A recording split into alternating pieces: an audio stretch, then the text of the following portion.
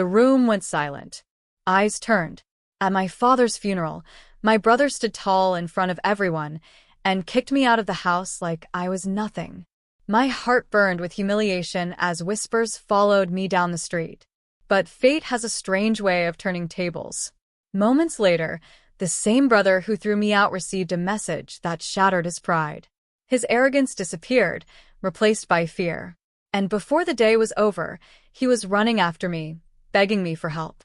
My name is Rachel Morgan, and I am 32 years old. The day of my father's funeral should have been about grief, respect, and family unity.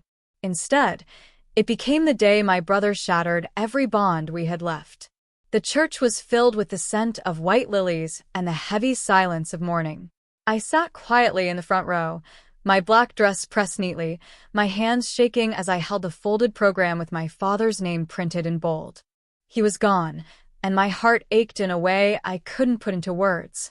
When the service ended, everyone gathered outside the house. People whispered condolences, but their eyes carried pity more than comfort. That was when my brother, Daniel, stepped forward. His face was cold, his voice sharp enough to cut through the air. "You don't belong here anymore," he hissed, loud enough for everyone to hear. "This house isn't yours. You're nothing but a burden." Before I could respond, he grabbed my arm and pushed me toward the door. Gasps rose from the crowd as Daniel kicked me out of our father's house, my house, too. The humiliation burned deeper than any wound. Standing outside on the front steps, I could feel every eye on me. My father wasn't even in the ground yet, and my own brother had turned me into an outcast. I wanted to scream, to cry, to tell him he would regret this.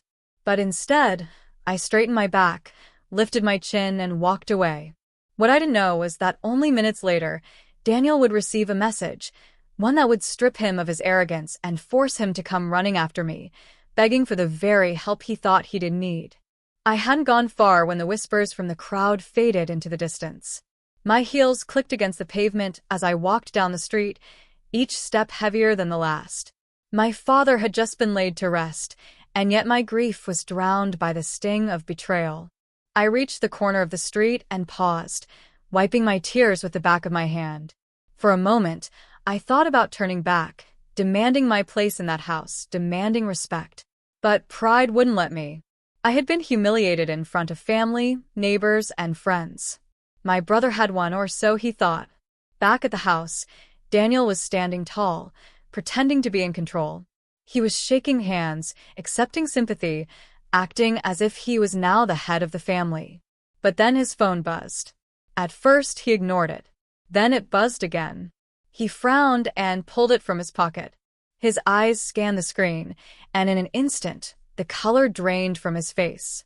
The arrogance melted away, replaced by panic. His lips trembled as he read the words over and over, like he couldn't believe them. Some guests noticed, whispering to each other as Daniel's hands began to shake. He stepped aside, clutching the phone tightly, his breath quickening. Without another word, he bolted from the yard, leaving everyone confused. Moments later, I heard hurried footsteps behind me. "Rachel." Daniel's voice cracked as he called my name. I turned slowly, still seething with anger, still humiliated from moments earlier. There he was, my proud, selfish brother, running toward me like a desperate child. The same man who had kicked me out in front of everyone was now gasping for air, his eyes wide with fear. "Please," he said breathlessly, clutching my arm. "I need your help. I can't do this without you." For a second, I almost laughed at the irony. The man who had treated me like nothing now needed me more than anyone else. And in that moment, I realized the tables had turned. I folded my arms and looked at Daniel, my eyes narrowing. "Help you," I repeated, my voice low and sharp. "5 minutes ago, you kicked me out of the house in front of everyone. Why would I ever help you now?" Daniel's chest heaved as he tried to catch his breath. Sweat dripped down his forehead, and for the first time in years, I saw fear in his eyes. Not arrogance, not hatred, just raw fear. "It's about Dad," he whispered, glancing around nervously. "I just got a message from the lawyer." I froze. "What lawyer?" Our father's attorney, he said quickly. There's a letter, a will. He left something behind, Rachel. But it's not what we thought. I stared at him, my heart pounding. For weeks, Daniel had strutted around, acting like he owned everything: Dad's house, Dad's savings, Dad's respect. But now he was trembling. What did the message say? I pressed. Daniel's voice cracked. It says the will is sealed, and it can only be opened if both of us are present. Both of us, Rachel. Not just me. The weight of his words sank in. My father, even in death, had known what his children were capable of. He hadn't left control in Daniel's greedy hands. He had tied our futures together. Daniel grabbed my wrist tightly, desperation dripping from every word. Please, Rachel. If you don't come with me, I lose everything. The house, the accounts, it all stays locked. I need you. For a long moment, I just looked at him. This was the same man who had thrown me out like garbage, who had humiliated me when I was at my lowest. And now he was begging for my presence, for my help, for my power. Inside, something shifted. I realized I wasn't the powerless sister anymore. For the first time, Daniel needed me more than I needed him. I leaned closer, my voice calm but cutting. You should have thought about that before you kicked me out. Daniel's grip on my wrist tightened, but I pulled my hand free with a sharp twist. His desperation was almost pitiful now, and I could feel the crowd from the funeral slowly spilling onto the street, watching us from a distance. Rachel, please, he begged, his voice breaking. If you don't come with me, Dad's estate will be frozen. Everything he worked for will be lost. Don't do this to me. I stared at him, my chest rising and falling with steady breaths.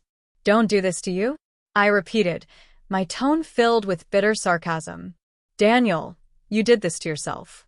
You humiliated me, kicked me out in front of everyone, and treated me like I didn't matter. Now suddenly I'm important, because you can't get what you want without me. His jaw clenched, and for a moment, his old arrogance flickered. But it quickly vanished when I stepped closer, my voice lowering so only he could hear. You think I need this house? This money? No. What I need is respect. And you don't have any left to give me. Daniel's shoulders slumped, his pride shattered. Rachel, I can't do this alone. I'll lose everything. Please. I'll give you whatever you want. The words hung in the air, heavy and humiliating for him. For the first time in my life, Daniel was on his knees, figuratively, if not yet literally. I glanced toward the crowd, their whispers echoing down the street. They had seen me thrown out in shame, but now they were witnessing something else, my brother begging for my help. And I decided, right then and there, that I wasn't going to waste this moment. You want my help? I said, raising my chin. Fine. But from this point on, everything changes. You don't talk down to me. You don't humiliate me. You don't call me worthless. If you do, I'll walk away, and you can explain to the lawyer why you lost everything. Daniel swallowed hard, his voice trembling. I understand. For the first time, the balance of power had shifted. My father was gone, but he had left me one final gift: control over the brother who had tried to destroy me. Daniel walked beside me like a shadow, his pride stripped away. The man who had once strutted with arrogance now looked like a child caught in his own trap. We didn't speak on the ride to the attorney's office. The silence between us was heavy, broken only by the hum of the car engine. When we arrived, the law firm's tall glass building loomed above us. My chest tightened as we stepped inside, greeted by polished floors and the scent of fresh paper. A secretary led us down a quiet hall into a conference room, where a heavy oak table dominated the space. Behind it sat Mr. Harrison, my father's attorney for nearly 20 years. His silver hair gleamed under the overhead lights, and his sharp eyes studied us, as though he already knew the story that had unfolded between us. Rachel. Daniel. He gave a curt nod. I've been waiting for both of you. Daniel quickly stepped forward, almost tripping over his own words. Let's just open the will. I need to know what my father left behind. But Mr. Harrison didn't move. His eyes shifted to me, and his voice softened. Your father made it very clear, Rachel, that this could not proceed unless you were present. He trusted you, and he wanted you to hear his words directly. My throat tightened. Dad had thought of me, protected me, even when I thought I had nothing left. Mr. Harrison opened a leather folder and unfolded the will. His voice was steady, almost ceremonial, as he read aloud. To my children, Daniel and Rachel, this estate belongs to both of you, not one above the other. The house, the savings, the accounts, everything is divided equally. But should either of you act in cruelty, greed, or disrespect, you forfeit your share to the other. Gasps slipped from Daniel's lips. His face turned pale, his hands trembling against the table. I sat quietly, but inside, a storm of emotions surged. My father had seen through Daniel all along. He had known. And with those words, he had given me more than inheritance. He had given me justice. Daniel slammed his fist against the table. "This isn't fair," he shouted, his voice echoing across the room. I was the one who stayed with him. I deserve more than her. Mr. Harrison's sharp gaze cut him down instantly. Your father's will is binding. And let me remind you, your behavior is being recorded today. I suggest you choose your words carefully. Daniel fell silent, his anger simmering, while I sat straighter in my chair. For once, I didn't feel small. I didn't feel cast aside. I felt like my father was still standing behind me, shielding me even from the grave. And I knew this was only the beginning. The room was heavy with silence after Mr. Harrison finished reading. I could almost hear the tick of the wall clock as Daniel sat there, his face twisted with anger. His fists clenched on the table, knuckles white, and I knew he wasn't going to accept this easily. "Half," he spat, his voice sharp and bitter. "I'm not sharing half of my house, half of my money, half of my life with you." "Correction," I said calmly, leaning forward. "It's not yours. It's ours. Dad made sure of that." Daniel shot me a glare so venomous that if looks could kill, I would have been buried beside my father. Then, in a move that shocked even me, he stood up and grabbed the folder containing the will. His hands shook as he held it over the table. "If I destroy this," he snarled, "there's no proof of what it says. Then it'll be mine, Rachel. All mine." Mr. Harrison stood up so fast his chair screeched against the floor. "Put that down now, Daniel. This will isn't the only copy. It's registered with the court. Do you want to add fraud and destruction of evidence to your sins?" Daniel froze. His chest rose and fell rapidly, and for a moment, I saw the war raging inside him. Pride against fear, greed against reason. Slowly, his arm dropped, and the folder slipped back onto the table with a dull thud. I didn't move. I didn't flinch. I just watched him unravel. "You know what, Daniel?" I said softly, though every word dripped with strength. "Dad saw this coming. That's why he didn't trust you alone. That's why he made sure I was here. He wanted you to face yourself." Daniel's lips trembled, his arrogance collapsing like a house of cards. For the first time, he looked small, smaller than I'd ever seen him. Mr. Harrison cleared his throat, sliding the papers back into his folder. "The will is final. Unless you contest it in court, Rachel and you will share everything equally. But after today, I suggest you think long and hard about whether you'd win such a battle." Daniel slumped into his chair, defeated. I stood, smoothed my dress, and looked my brother in the eye. "You kicked me out of my father's house, Daniel. But thanks to Dad, I'm walking back in stronger than ever. And this time, I'm not leaving."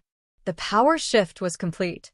When we left the attorney's office, Daniel walked a few paces behind me, his head bowed, his once proud stride broken.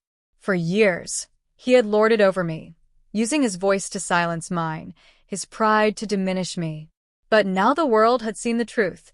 Our father had trusted me just as much, if not more, than him. The whispers of the funeral crowd echoed back in my mind. They had watched him kick me out, watched him humiliate me.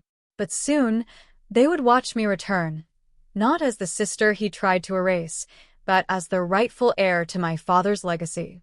The next morning, I unlocked the front door of the house we had grown up in.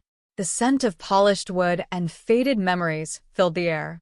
I stepped inside slowly, running my hand along the familiar walls.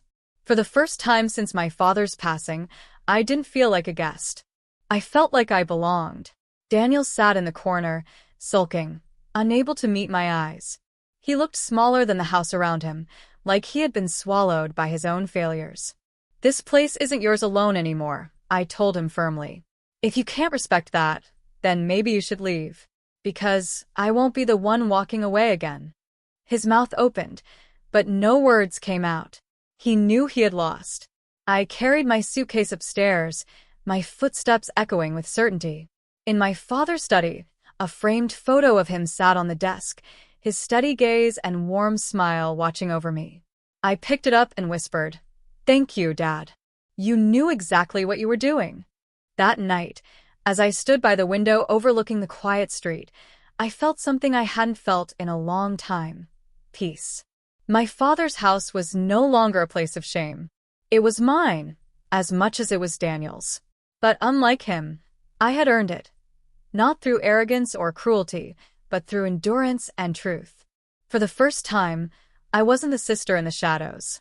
I was Rachel Morgan, daughter, survivor, and equal heir. And no one could ever take that away from me again.